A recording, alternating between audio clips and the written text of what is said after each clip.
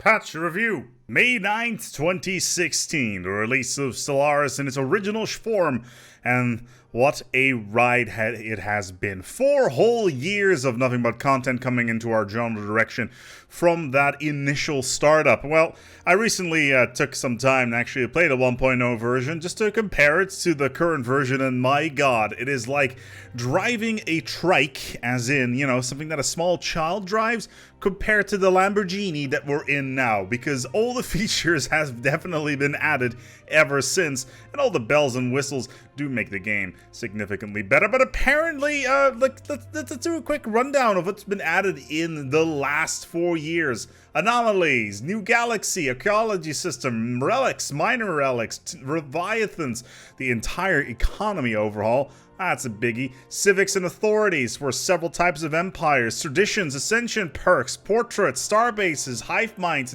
machine intelligence, bigger ships, titans, colossi, juggernauts, Federation rework, galactic community, diplomatic action, the curators, artists and traders. Space combat has been overhauled not once, not twice, but 3 times.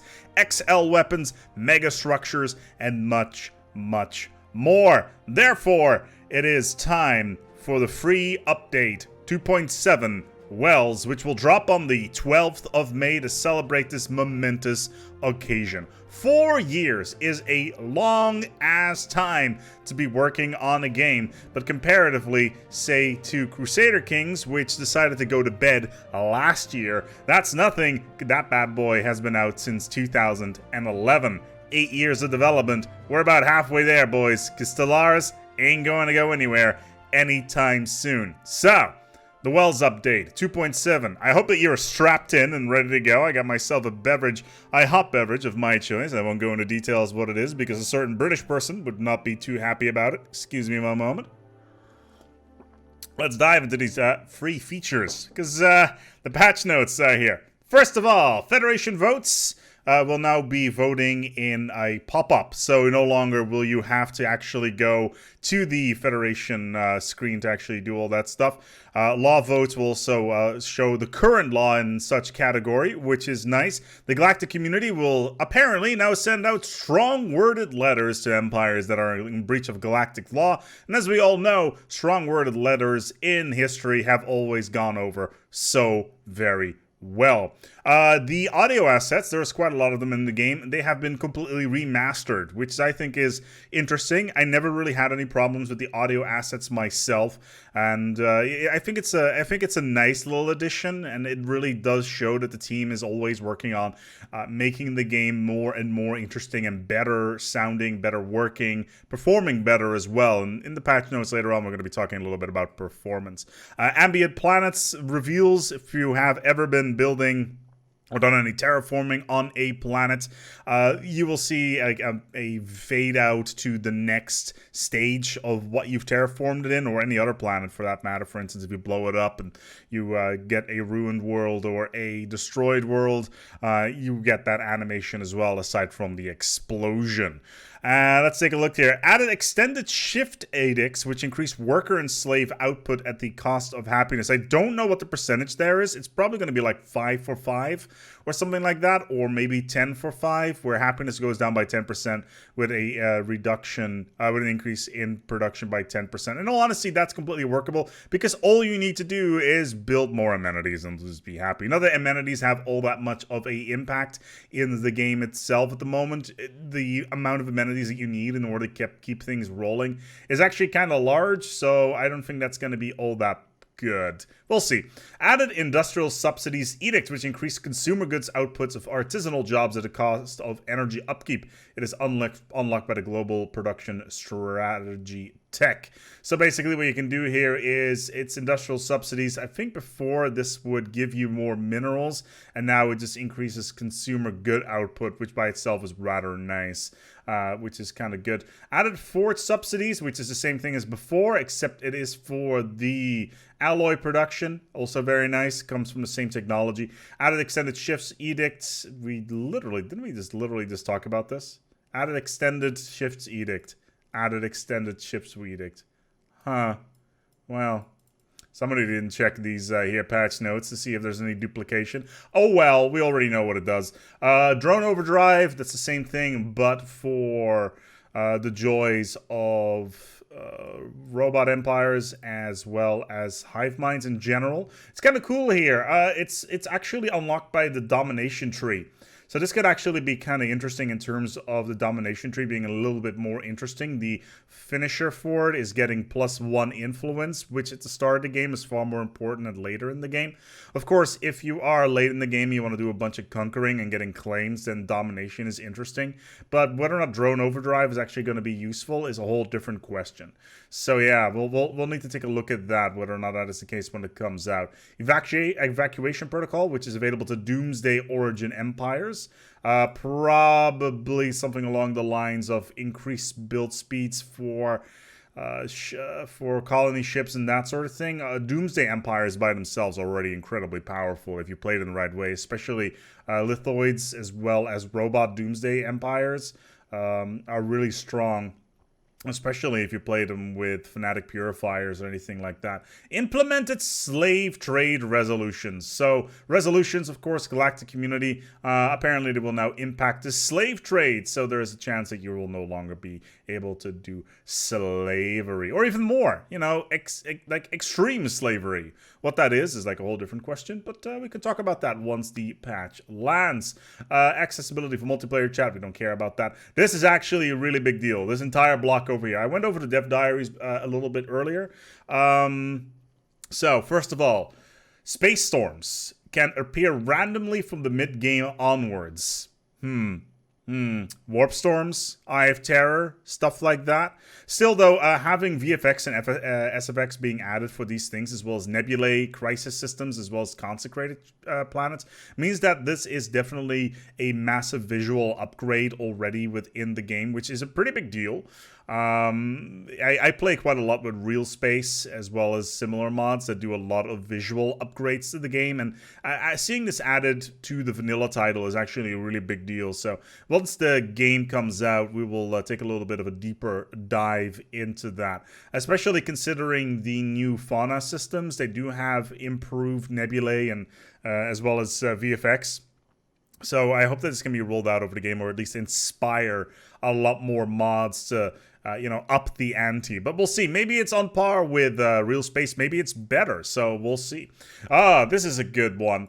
Added a galaxy generation option to completely disable Xeno compatibility. This is very much it's two things. First of all, for those of you who do not like, the crossbreeding of the Xenos, that's you all about. That's just something for you. If you don't like that, that's fine. But it also impacts performance. In which way does it impact performance? Well, Xeno compatibility launches quite a significant amount of different types of species, at least portraits, and all of those species need to be individually rendered and kept track of all their traits, where they are, etc.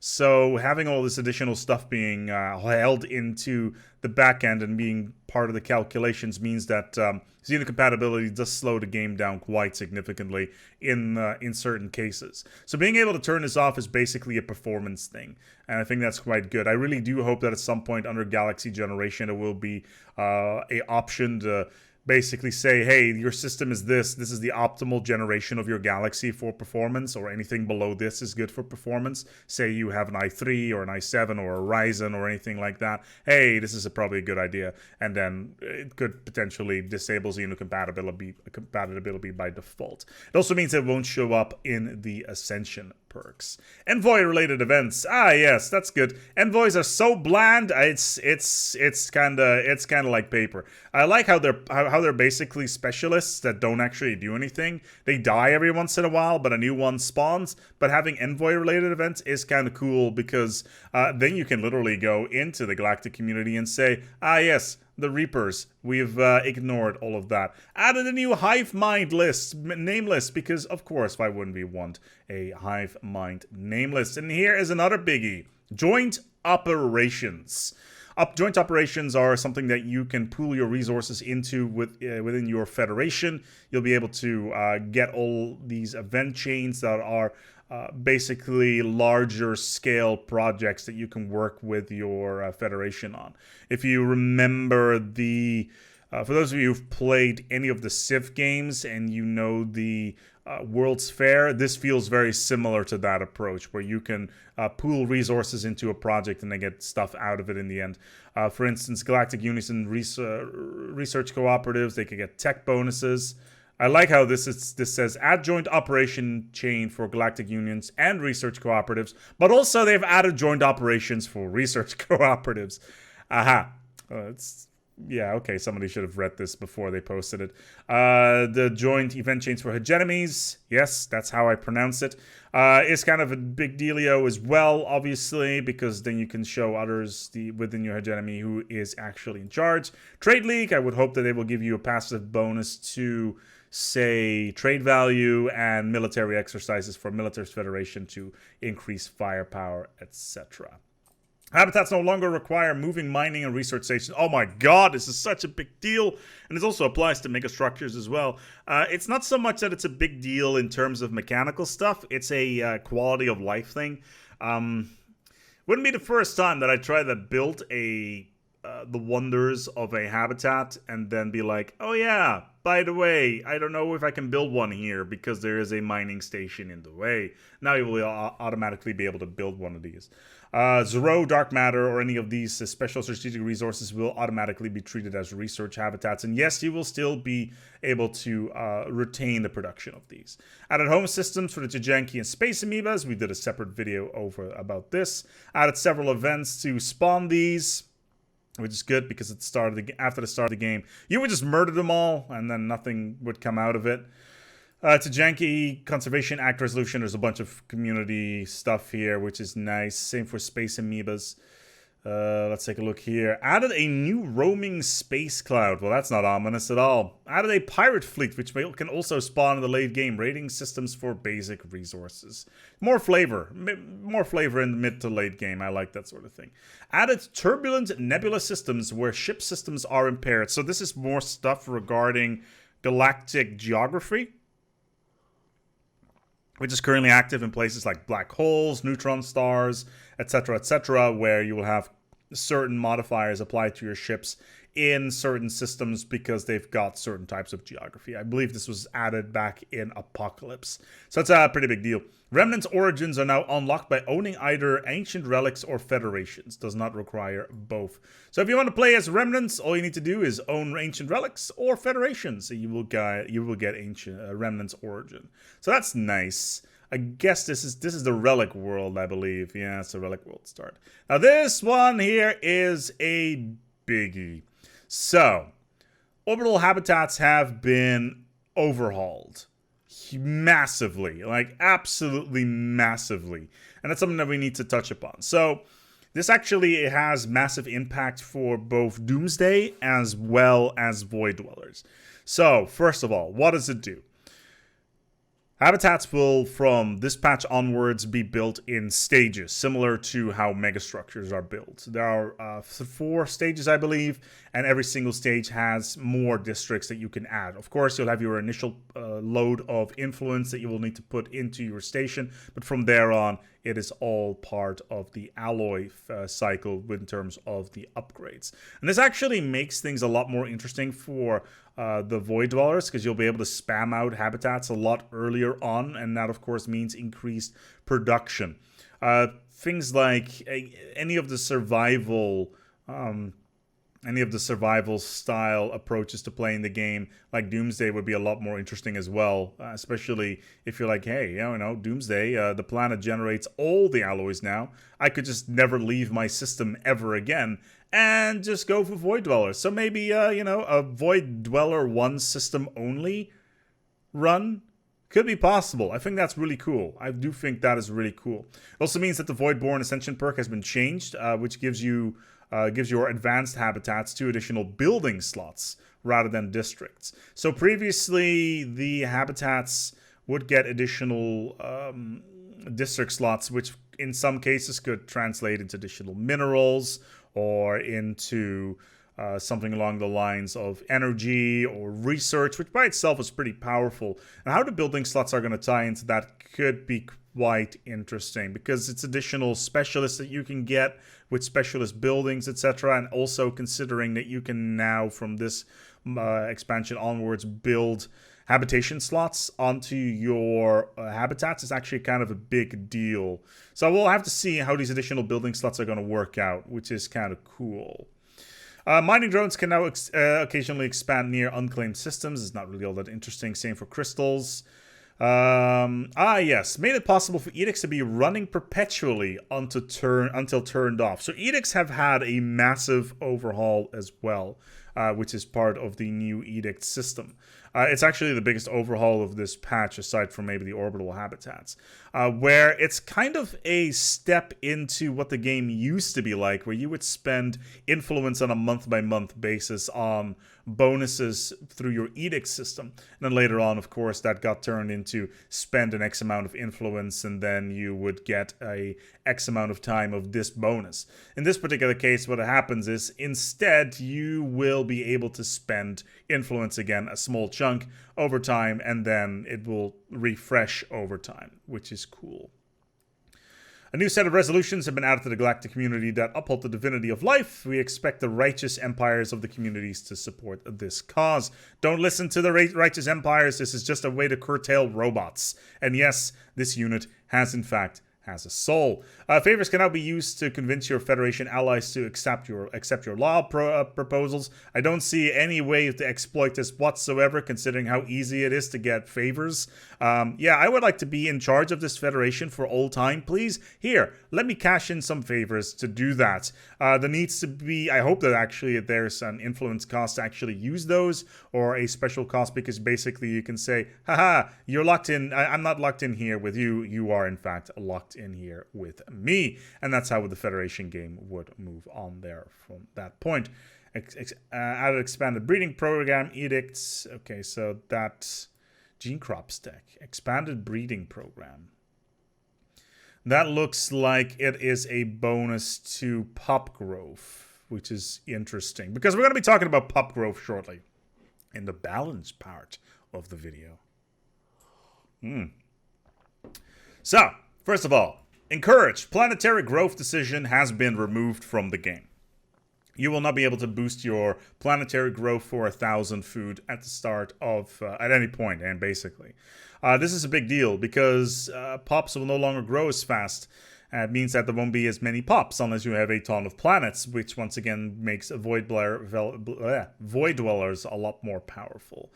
Food policies in general have been removed from the game, and nutritional plentitude has now been added as a edict, which is also part of the gene crops tech. It does feel that the developers are trying to curtail any sort of pop growth because, well, let's put it this way. Having food policies removed just means that your planets won't grow as fast, so you may be forced to rely on robots more, which means that you need to go for either synthetics or droids a lot earlier on if you can, which you should do anyway, but still. It does feel that this is a case of trying to slow down things a little bit in terms of the amount of pops, and it could be a performance thing as well, because like I mentioned before with the whole thing regarding xenocompatibility, pops are what slow the game down, or specifically pop jobs. So this could be interesting. The same thing for drone campaign, healthcare campaign, and the machine campaigns have been removed, so they won't get those bonuses either. I think that was a flat 10% bonus. Inwards perfection, civic, growth speed. Yeah, again, inward perfection, the same thing here. Overall, it's just curtailing pop growth speed in general, which I think is fascinating. Fascinating indeed. This could also be a soft nerf to lithoids, because lithoids get a malus of 25% pop growth, and they really needed these growth decisions. Of course, they didn't get planetary growth because they use minerals, but still, nutritional plentitude. It does mean, however, that the expansion is actually a lot more interesting then in terms of traditions, considering there's a plus 10% pop growth speed, and also there's also a tech for it fairly early on in the game, and it may also make the need to build the healthcare labs early on a lot more useful, because right now there's not a lot of use out of them. They take way too long to be relevant. So yeah, that's just maybe something interesting to look at from a technical perspective. Inward Perfection Civic now gets a Edict cap +1. Oh yeah, the Edict cap system. You now have a soft cap to how many edicts you can run, or at least the repeatable ones. I read through these before. We'll just quickly go through some of these and touch upon the big ones.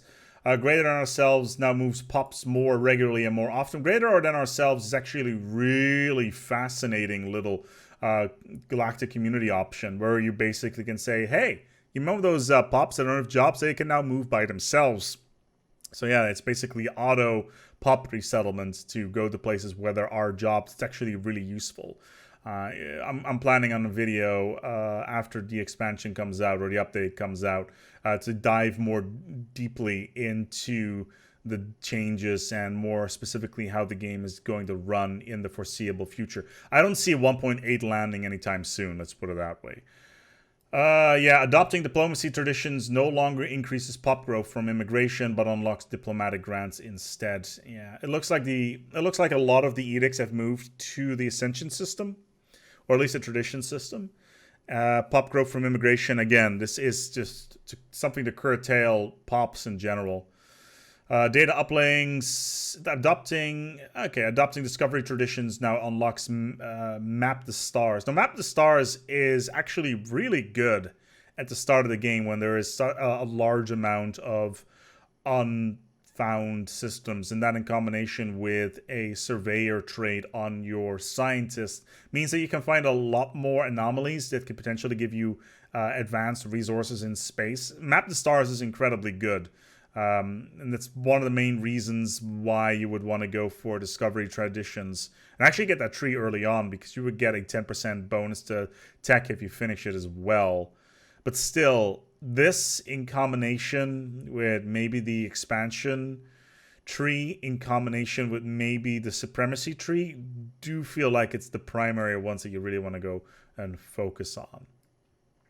Yes. Nerfed the randomness induced by event-spawned mushroom spores so that the planet no longer turns into a pop factory. So this is regarding the mushroom event that you find in a cave, and all of a sudden your planet gets a +20 bonus to pop growth speed. It gets insane, and it's also really, really good. I believe it's called the Lesser Evil, the event, which is incredibly useful. Added some help for the AI not to die as badly when Doomsday happens. Yeah, the AI cannot really handle Doomsday all that well. Galactic Community Senate time, debate time has been reduced to 4 years. Could be less. I feel it's already too long. It's too long as it is. It could be reduced to like 3. The cooldown on declaring a resolution of emergency measure has been increased to 20 years. Yes, you could have abused that quite easily as the council. Increased the chance of getting the Lesser Messenger Archive. Never seen it. You no longer need to demolish mining or research stations. We already talked about this. Wankworth Artham is no longer a viable candidate for an Ecumenopolis if you accept custodianship of this unpaved paradise. It's a Gaia world that gives you a custodian bonus, and I believe it gives you a massive bonus to artisanal output. So consumer goods have massive output on this world, and you can no longer turn it into an Ecumenopolis, which makes sense because the robot that lives there would get really pissed off.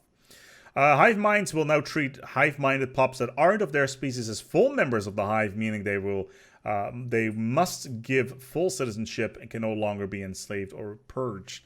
So hive minds had a problem in the past that any empire they would conquer, they would have serious problems with them to try to integrate them, especially if they didn't go down the path of biological engineering. Now, you could, of course, hive mind any pops, but in the early game that wouldn't be possible, so you were kind of forced to purge them all, which is a problem. Now, in this particular case, what you could do is you could just conquer a different hive mind and integrate them within your species, which makes a lot of sense. Like, you know, make us whole again, that sort of approach.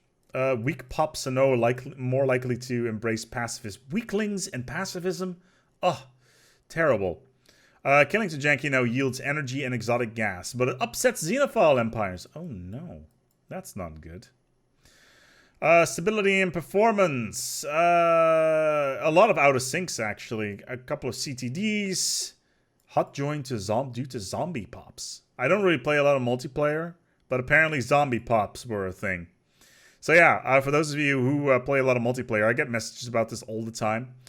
Yeah, be happy because more out of sync stuff has been fixed.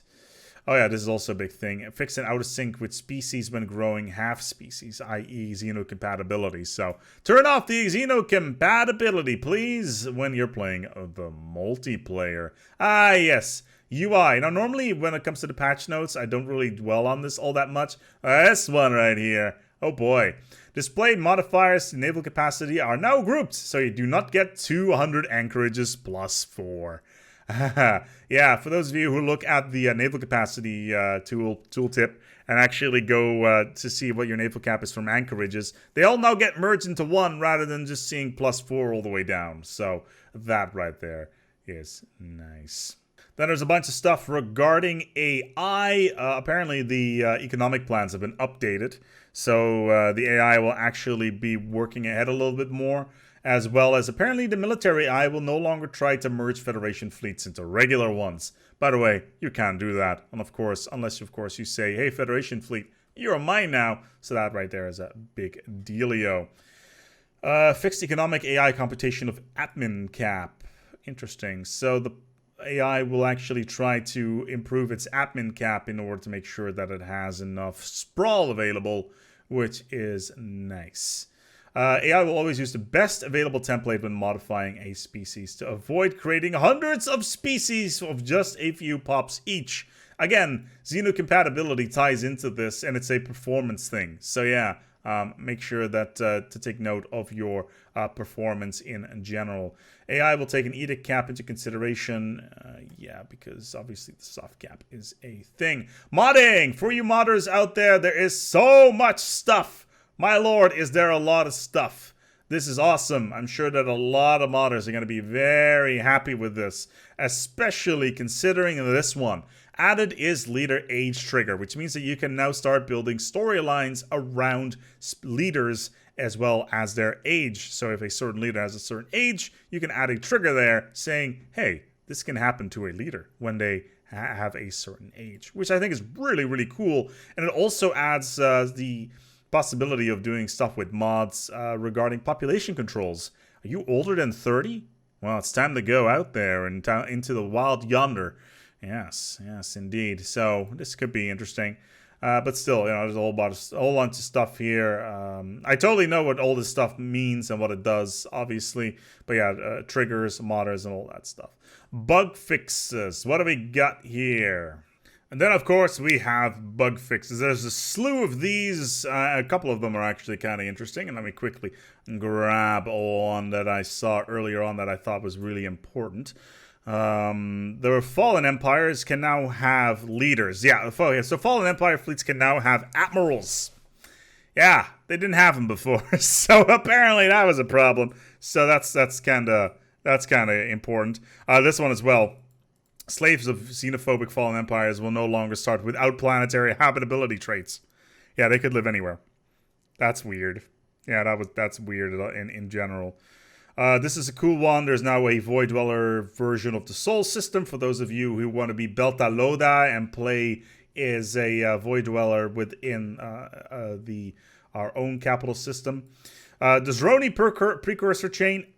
I'm gonna tell you a little secret here. I've maybe seen the Zroni precursor chain once, and all the other ones it's been the Ba'uls. So yeah, okay. Overall, I think it's relatively straightforward in general. Of course, I will put the patch notes down in the list if there's anything in particular that has been annoying you. Overall, the Enigmatic Fortress will no longer spawn on choke points. That's good, and I believe the Enigmatic Fortress will never regen once it has been disabled, which is also a pretty big deal, so you don't have to attack it multiple times. Enigmatic Fortress, my favorite event chain in the game, bar none. Like, seriously, it's so good. It's so good. You could build an entire game around that. I think that'd be really, really cool. So yeah, there you have it. The patch notes for the 2.7 update. It's been a ride. It's been quite a ride the last 4 years. Wells, of course, being the update name, and that right there is cool. What I would kind of like in the future, though, for the yearly updates, in addition to just having these massive patches, I would like to see, and I've talked about this before as well, I would like this Paradox to bring in like a established sci-fi writer and be like, hey, write us a small event chain similar to, say, the Worm in Waiting or something along those lines. Same idea, of course, doesn't necessarily need to be him, the original writer. It can be anybody, but still, you know, bringing somebody in every single year and just to write an event chain, that would add so much more value. And then, of course, release it for free as like a community thing, because we're in here together, right? Of course we are. Anyway, we're gonna go and wrap this video up here. I want to thank all my patrons for making this video possible. If you want to get involved, feel free to go ahead. If you have any feedback regarding these patch notes, or you thought by yourself, ASpec, why did you read all of them? Well, I also don't want to have you wait for about 32 minutes. That's one of the big ones. But yeah, if you have any notes or anything that you're super excited about, feel free to leave the comments in the comments below, and check out these videos over here to see some more in-depth things regarding the Edicts changes or the fauna changes. We're going to wrap it up here. Thank you so much for watching, and until next time, take good care of yourselves and, as always, each other.